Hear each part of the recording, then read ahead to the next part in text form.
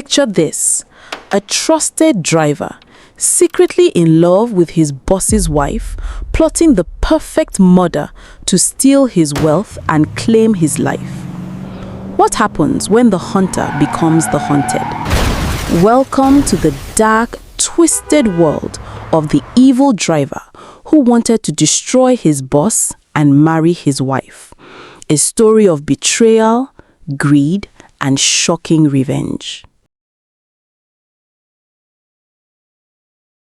In the bustling city of Lagos, where dreams collided with harsh realities every single day, Mike sat behind the wheel of a sleek black SUV, his hands gripping the steering wheel a little tighter than necessary. The engine hummed smoothly as he navigated the chaotic traffic, but inside his chest, a storm was raging. At 28 years old, Mike had once believed life would hand him the keys to success. He and Chimamanda had been university sweethearts, young, ambitious, and deeply in love. They talked about building an empire together, raising children who would never know the sting of poverty. But after graduation, the job market spat him out like an unwanted seed. No decent offers came, no big breaks, just rejection letters and mounting bills. Then came the opportunity that felt like salt rubbed into an open wound. He was hired as a personal driver for Anozi, a wealthy young businessman only 2 years his senior. Anozi was everything Mike wished he could be: calm, commanding, and effortlessly rich. The kind of man who didn't chase opportunities, they seemed to chase him. Mike watched from the rearview mirror as Anozi conducted million-naira deals on his phone, dressed in tailored suits that probably cost more than Mike's yearly salary. The resentment grew quietly at first, like a seed planted in fertile soil. Why him? Why not me? Chimamanda was the only light in Mike's darkening world. She worked as a secretary in a small firm across town, but their stolen moments together kept him going. Late nights in his modest apartment, whispering promises under the glow of a single bulb. "One day, baby," Mike would say, pulling her close, "we'll have everything, no more struggling." She believed him. She always had. But watching Anozi live the life Mike craved twisted something deep inside him. Anozi was single. No wife, no serious girlfriend that anyone knew about. The man lived alone in a sprawling mansion with staff who attended to his every need. He began to see an opening, a dangerous path illuminated by greed. One evening, after dropping Anozi off at home, Mike met Chimamanda at their usual spot, a quiet bar tucked away from prying eyes. The music played low as he laid out his plan. "Listen, Mandy," he said, his voice low and urgent, eyes gleaming with a mix of love and something darker. "This is our chance. You start getting close to him. Just date him for a while. We milk him dry, take what we can, and then we make sure he's out of the picture for good." Chimamanda's eyes widened in shock. She pulled her hand away from his. "Mike, are you hearing yourself? Bloodshed? Killing someone? That's not us. I'm not a murderer." Her voice trembled with fear and disbelief. Mike leaned in, his grip on her hand firm but tender. He reminded her of their dreams, the children they wanted to give the world to, the house they could never afford on a driver's salary. "You think I want to be stuck driving this man around forever while he looks down on me? We deserve better. This is temporary, baby. We play the game smart and we win big." The conversation stretched late into the night. Chimamanda cried, torn between the man she loved and the horror of what he was asking. But the weight of their shared struggles, the late rents, the unfulfilled promises, slowly, painfully, she began to nod. It was the beginning of something evil, wrapped in the language of survival and love. Mike kissed her forehead, whispering that they were in this together, forever. As he drove home that night, the city lights blurred past him. His heart raced not just with fear, but with a twisted excitement. The driver had become the planner of his boss's downfall. The days that followed that tense conversation in the bar weighed heavily on both Mike and Chimamanda. Mike threw himself into his work with forced enthusiasm, smiling politely at Anozi while his mind churned with calculations. Every time he opened the car door for his boss, he imagined himself in Anozi's shoes, sitting in the back seat, giving orders, living without limits. The jealousy had now fully morphed into a cold, calculated ambition. But he needed Chimamanda fully on board. Without her, the plan was dead. One humid evening, after Mike had finished his shift, he drove straight to Chimamanda's small apartment in Surulere. She was waiting for him, dressed in a simple wrapper, her face etched with worry lines that hadn't been there before. The aroma of jollof rice filled the room, but neither of them had much appetite. They sat on the worn-out couch, the fan spinning lazily above them, as Mike took her hands in his. "Mandy, my love," he began softly, his voice cracking with emotion. "I know what I'm asking is heavy. It scares me too. But look at us. Look at where we are. I drive a rich man around all day, while he barely notices I exist. You deserve diamonds, a big house, children who go to the best schools, not this scraping by." Chimamanda pulled her hands away and stood up, pacing the small living room. Tears welled in her eyes. "Mike, you're talking about killing someone, a human being with dreams and family. What if something goes wrong? What if we get caught? I love you, but this is evil." Her voice broke as she recalled their university days, carefree laughter, plans for a simple but honest life. How had they reached this point? Mike rose and wrapped his arms around her from behind, resting his chin on her shoulder. He could feel her trembling. "It's only temporary," he whispered urgently. "You date him, get close, and we take what we can, then we disappear from his life forever. No one gets hurt if we plan it right. Think about our future children. Will they grow up in this tiny room hearing us argue about money every night? Or will they have everything because we were brave enough to seize this chance?" The argument stretched deep into the night. Chimamanda resisted fiercely at first, citing her conscience, her fear of God, and the irreversible stain on their souls. She cried bitterly, remembering how pure their love had once been. Mike countered with stories of their struggles, the landlord threatening eviction, the hospital bills from her mother's illness last year, the way society looked down on a man who couldn't provide. He painted vivid pictures of the life they could have, vacations abroad, a mansion of their own, respect in the community. Slowly, the weight of reality chipped away at her resolve. By midnight, exhausted and emotionally drained, Chimamanda finally nodded through her tears. "Okay," she whispered, barely audible, "but only because I love you and I want us to have a better life. No more than necessary, and promise me we will be careful." Mike pulled her into a deep embrace, kissing her forehead, her cheeks, her lips. Relief and excitement flooded through him. "I promise, baby, we will be rich, we will be together forever. This is our way out."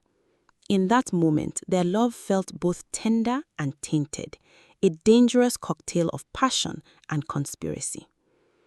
As they lay in bed later, Chimamanda stared at the ceiling, her heart heavy with guilt. Mike, however, was already mentally mapping the next steps, how to introduce her to Anozi casually, perhaps through a company event or a fabricated chance meeting. The plan was taking shape, but the moral cost was already carving deep wounds in Chimamanda's spirit. She wondered silently if their love could survive the darkness they were inviting in. The following weeks were a whirlwind of careful orchestration for Mike.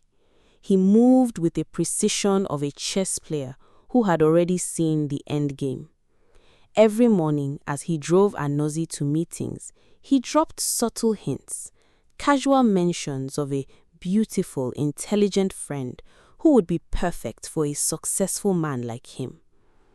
Anozi was polite but initially uninterested, eventually warmed to the idea after Mike showed him a carefully chosen photo of Chimamanda on his phone.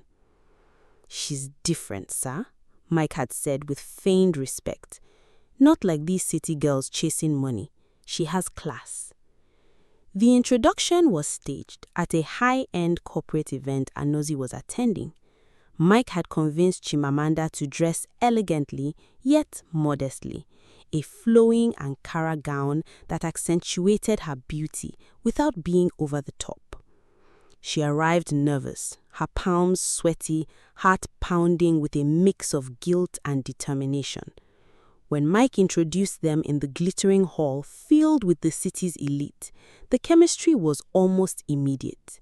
Anozi was captivated by Chimamanda's warm smile, her sharp intellect, and the way she spoke with genuine poise. For the first time in a long while, the young billionaire seemed genuinely engaged. Mike watched from the sidelines, his jaw tight, forcing a smile whenever Anozi glanced his way. Seeing his girlfriend laugh at Anozi's joke sent a sharp pang of jealousy through him, but he reminded himself this was the plan. Later that night, when he met Chimamanda in secret, she was quiet. "He seems nice," she admitted reluctantly. "Not what I expected." Mike pulled her close, whispering encouragement. "Good. That means it's working. Keep going, baby. Remember why we're doing this." As the days turned to weeks, Chimamanda and Anozi began seeing each other more frequently. Dinners at exclusive restaurants, drives around the city, even a weekend getaway to a private beach resort. Anozi showered her with attention and gifts, jewelry, designer bags, flowers delivered to her office. Chimamanda played her role convincingly, though every kind word from Anozi twisted the knife of guilt deeper in her chest.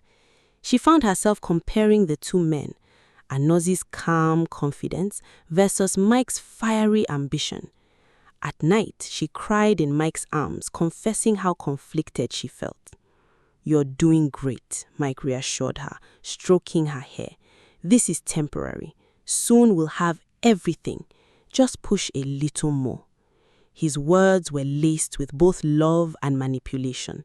He hated sharing her, but the vision of wealth kept him focused. Meanwhile, whispers began circulating among the household staff. Chimamanda's visits to the mansion became more frequent. She asked about Mike often, too often, under the guise of politeness. "How's your driver today?" she would inquire casually. Anozi noticed but brushed it off as friendliness. Mike, on the other hand, grew bolder in their private moments, reminding Chimamanda of their end goal whenever doubt crept in. One evening, after a romantic dinner, Anozi kissed Chimamanda goodnight at her door.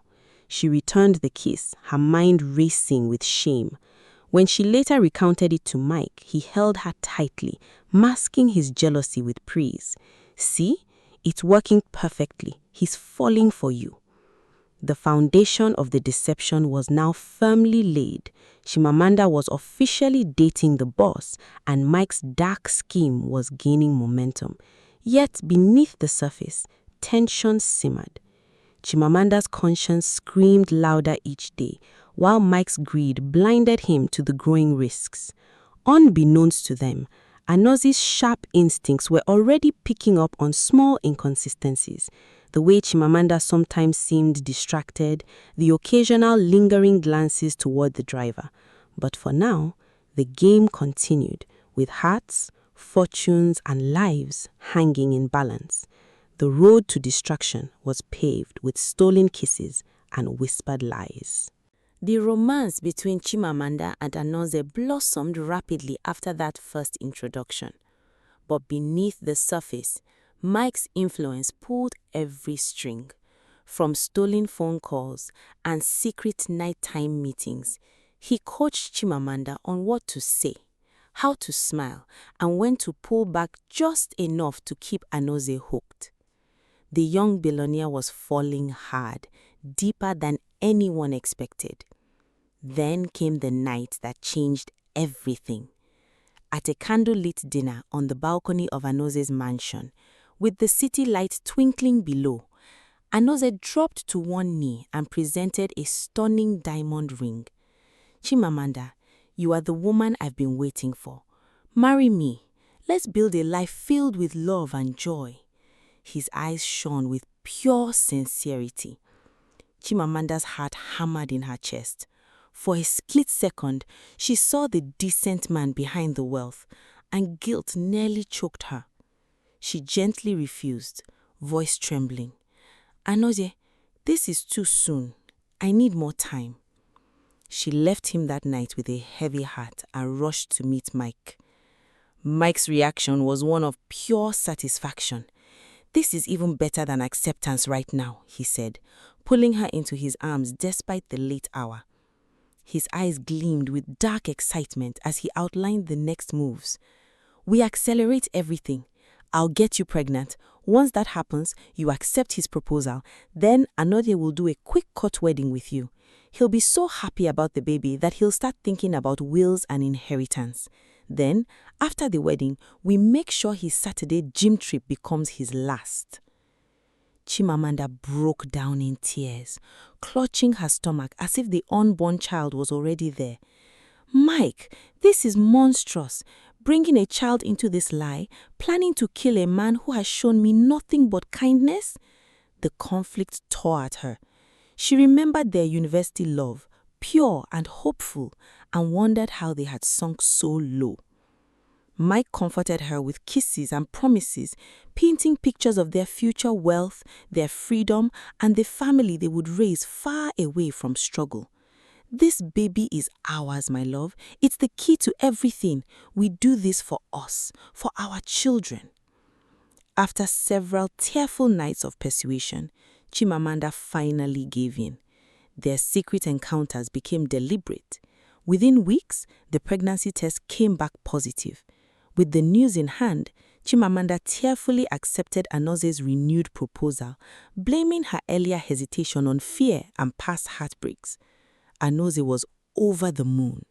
The court wedding was arranged swiftly, a modest but legal ceremony at the registry, followed by a small reception at the mansion. Chimamanda wore an elegant cream dress that subtly concealed her early pregnancy. As they signed the papers and were pronounced husband and wife, Mike stood nearby as the loyal driver, his face a mask of professionalism, while inside he celebrated silently. The wedding night brought new layers of strain. Chimamanda felt distant and uncomfortable in Anoze's embrace, pulling away instinctively as if his touch repulsed her. She found herself thinking of Mike constantly, asking the household staff about his schedule more than she inquired about her new husband. Anoze noticed these small things, the lingering looks, the emotional distance, but said nothing yet, choosing instead to observe quietly. With the ring now on her finger and a child growing inside her, Chimamanda and Mike's plan entered its most dangerous phase. The Saturday gym routine had always been Anoze's sacred ritual. Mike began studying the car's engine in secret, preparing to tamper with it just enough to cause a fatal accident. They whispered about the will, the inheritance that would soon belong to their child, and the new life awaiting them once Anoze was gone. Their treacherous journey had reached its climax. The trap was set, the vows exchanged, and the countdown to murder had begun. Yet unknown cracks were already forming. Whispers followed Chimamanda through the mansion halls, and Anoze's sharp instincts were slowly waking up to the betrayal happening under his own roof. The web they had woven was tightening, but not necessarily around their intended victim.